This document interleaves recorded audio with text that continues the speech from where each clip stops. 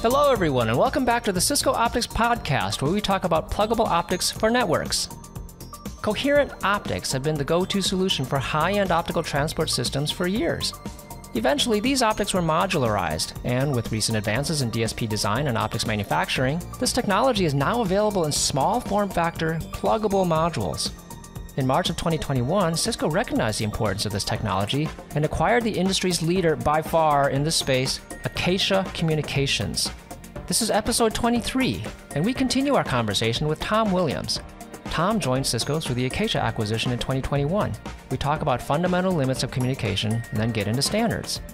Tom leads marketing efforts for the Acacia Coherent Optics team that was acquired by Cisco in March 2021. Tom has spent over 20 years developing optical transmission equipment ranging from 10 gig to 1.2 terabit. He participates in a variety of coherent standardization activities in OIF, IEEE, and Open ROADM, and is co-chair of the OpenZR Plus MSA. Tom spent nearly 15 years in various management roles at Optium, where he participated in the company's 2006 IPO and 2008 acquisition by Finisar. Tom joined Acacia in 2015, where his role has included corporate and product marketing responsibility, as well as contributing to product roadmap definitions. Folks, optical transport technology like this and client optics for Ethernet may have been separate worlds before, but now they are beginning to look the same.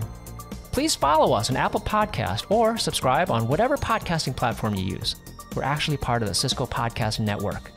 Check out our blog at blogs.cisco.com and search on hashtag Cisco Optics Blog. All one word, no hyphen, and no spaces.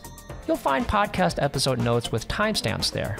For our YouTube playlist, go to youtube.com and search on Cisco Optics. And for product information, go to cisco.com/go/optics. And now, join me as I talk with Tom Williams.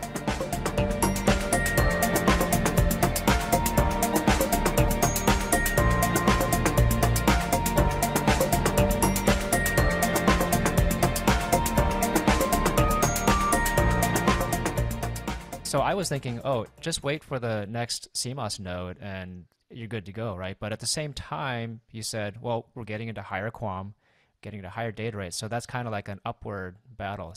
So things kind of, it's not like you can just wait around and things get better power-wise, right?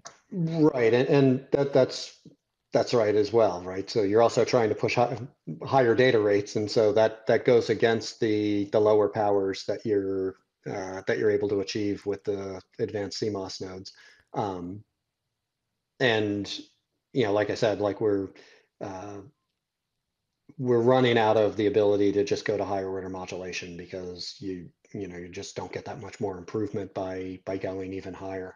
One of the things in the transport market that gets a lot of talk today is that we're approaching the Shannon limit, right? Where not only has Coherent and as much as I say we knew the math, the algorithms over the last 10 years have really improved and to introduce better effect technology, probabilistic shaping, like the algorithms have actually improved over time.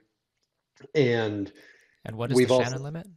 So the Shannon limit is basically the theoretical limit of how much information can be transmitted and received through a channel.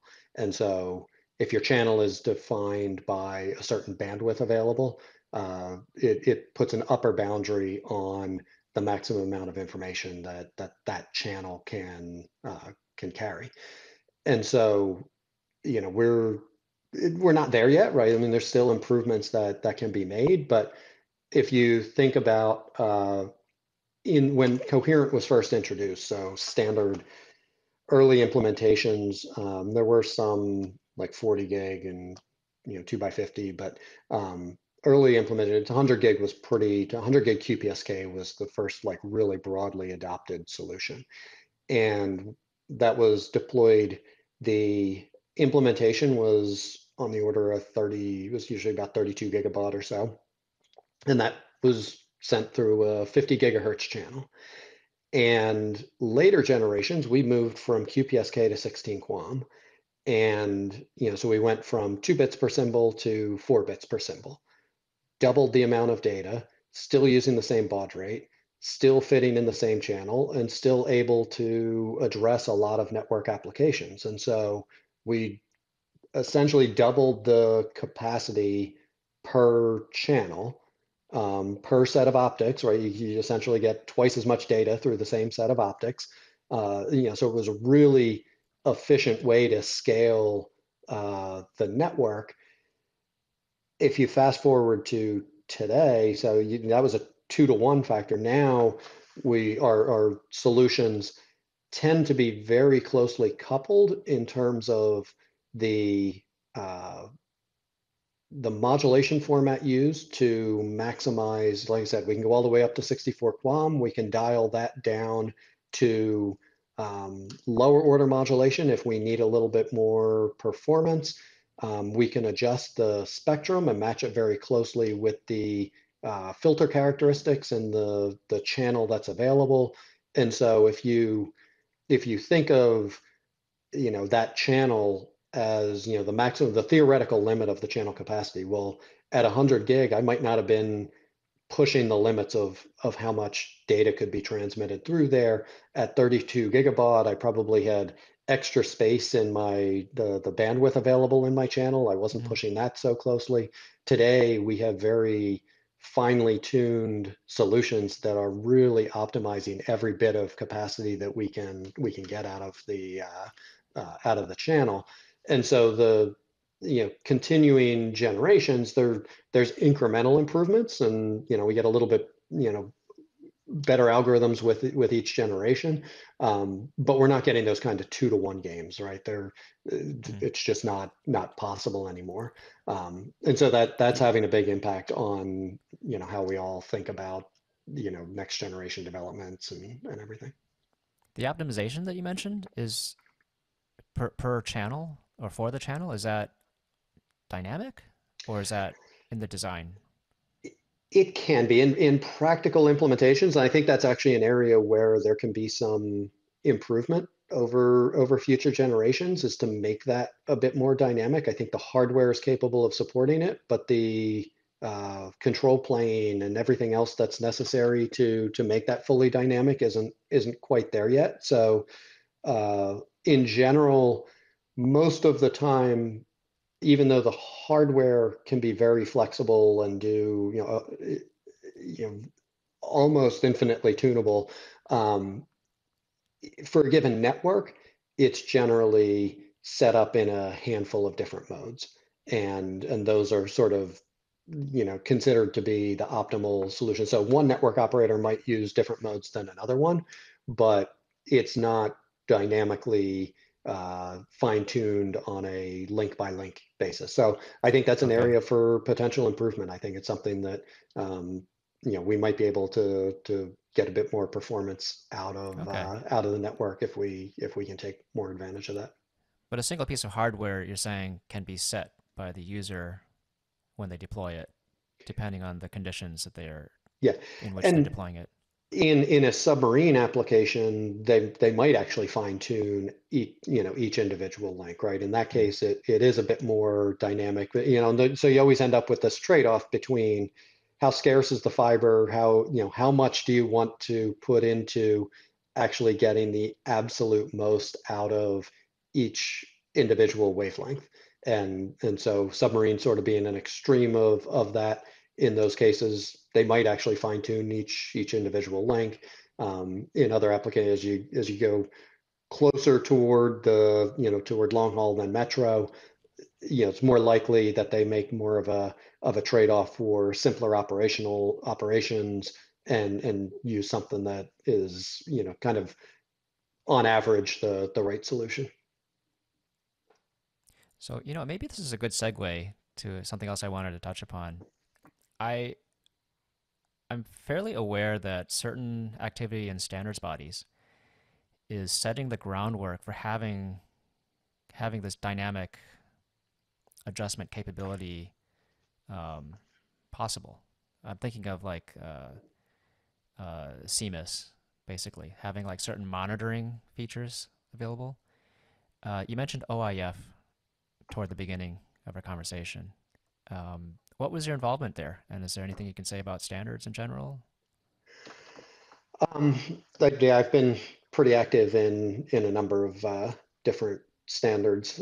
Coherent has really the latest generation of pluggable interfaces have gone through a lot of different standards activity targeting different applications and building on it. All started with OIF and 400ZR, and that was targeting a specific use case driven by some of the hyperscale network operators where they have you know links that are generally below 100 kilometers. These are very high capacity links, and they wanted to go to a model where they could deploy. They saw an intersection point where it seemed feasible that at 400 gig they could support coherent interfaces that could address these kinds of links in the same Would form this be factors to that are used. support the data center interconnect in which like they have a cluster of data centers and they want to view it logically as a single data center? That, yeah, that is certainly one of the applications. There's also some like regional architectures where they've got, sort of a couple of different regional hubs. So all of the individual data centers in a region. I guess it ties into that same idea that all those individual data centers um, do behave kind of as a single region. But you also have then the redundancy of the dual regional hubs and lots of interconnections between those hubs as well as to all the other data centers. And so they use a lot of these interfaces to support those architectures. And they wanted to move away from having to have external transport equipment, largely from a power reason, right? They needed a more power efficient solution, and the way for them to do that was to drive the coherent optics directly into the router and drive this 400ZR standardization. Um, and so that initiated a wave of standardization that then was leveraged in Open ROADM, built on that and developed solutions for carriers, or more like core networks in carriers, metro core networks. Uh, Cable Labs picked up on some of that work and defined standards for the cable access network. Uh, it's now IEEE is working on coherent standardization. So there's been a lot of standard. ITU and ITU also had, both Open ROADM and ITU had 100 gig standards as well, but those weren't real widely deployed because there was a big difference between what you could achieve with proprietary solutions compared to the standardized solutions. One of the things we did at 400 gig is that these really are pretty compelling. It doesn't mean there's still room to get a higher performing solution with a proprietary interface, but it strikes a really good balance with these 400 gig solutions for the level of performance that can be achieved with an interoperable solution in a pluggable form factor that, in a lot in the ZR and ZR plus operating world are actually in router based optics. So it's really provides a a use case that is really compelling there, but also the benefit when we put them into like a CFP2 form factor in more of a carrier type application. They're really benefiting because they're using the common technology with the volume of the hyperscalers, and you just drive a lot of volume on this common investment that is being made across the industry. So was it the opportunity to put coherent optics in pluggable form factors that jump started the drive to standardize? Because coherent had been around for a while, a little while, right? But like you said, it was all proprietary, right? So what was the trigger point that made people think, okay, we got to standardize this now? Yeah, and so I would say that that is two different steps. A lot of times people treat pluggable and standardization as being, you know, to get, bound together. It really occurred in steps, right? So you started with, coherent just Coherent coming to market as proprietary solutions. Pluggable was then introduced, which created an operational model that was great for the network operators. And then what triggered a lot of the standardization was those pluggable form factors coming down to a size that could be the same as the client optics. And once they were able to achieve that, then the network operator said, okay, but I want that to be a standardized interface. I want to be able to multi-source it. And that's what drove a lot of the industry standardization. And, there's always two sides. I like to, as a module vendor, there's always is standardization good for module vendors or not? And right. Obviously it creates more competition, but it drives a solution that gets broadly adopted. It makes it very clear that you're developing the right solution and that there will be a market there when your product comes to market. So there's a lot of benefits for right. There's a lot of benefits for standardization from the vendor perspective as well.